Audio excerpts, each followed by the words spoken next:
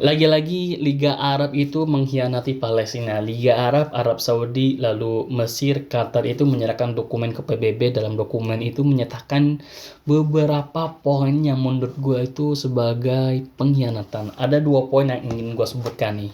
Yang pertama, Gaza harus dikuasai oleh otoritas Palestina dan Hamas harus melucuti senjatanya dan hengkang dari Gaza.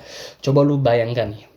Selama perang Tufanul Aqsa, selama 2 tahun lebih, negara yang bernama negara Israel itu, dia itu belum bisa menguasai jalur Gaza selama 2 tahun lebih. Coba lu bayangkan, dengan teknologi yang luar biasa, dengan bom-bomnya, belum bisa menguasai jalur Gaza yang hanya dikuasai oleh kelompok kecil.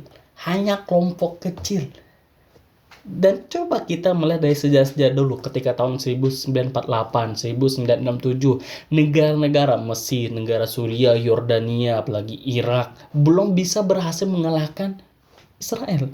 Lalu hanya kelompok kecil yang bernama Muqawamah Al-Islamiyah dia bisa menahan serangan itu, dan bahkan kalau dalam fakta lapangannya para pejuang itu lebih menang gitu. Dan bagaimana bisa para pejuang itu harus melucuti senjatanya? Ketika melucuti senjata berarti para pejuang itu bisa dibilang menyatakan ya dia tuh udah menyerah saja gitu. Bagaimana bisa menyerang kayak gitu?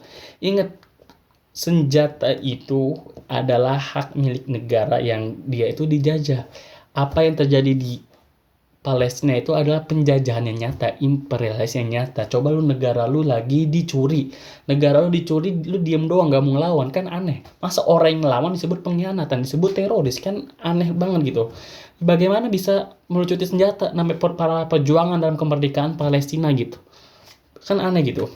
Lalu yang kedua adalah Gaza harus diawasi oleh badan internasional. Lah, coba kita belajar lagi dari pengalaman dahulu ketika negara Palestina itu dibagi menjadi 2 tuh, negara ada Israel sama Palestina, dan Yerusalem itu harus diawasi oleh katanya ya diawasi oleh badan internasional. Namun tahun 1967 kalau nggak salah tiba-tiba Yerusalem dicaplok, diserang sama Israel gitu. Kalau Gaza diawasi oleh badan internasional itu bisa dibilang lama-lama Gaza itu akan dicaplok oleh Israel gitu. Cobalah belajar dari pengalaman-pengalaman dahulu kita lah. Jangan langsung percaya dengan omongannya.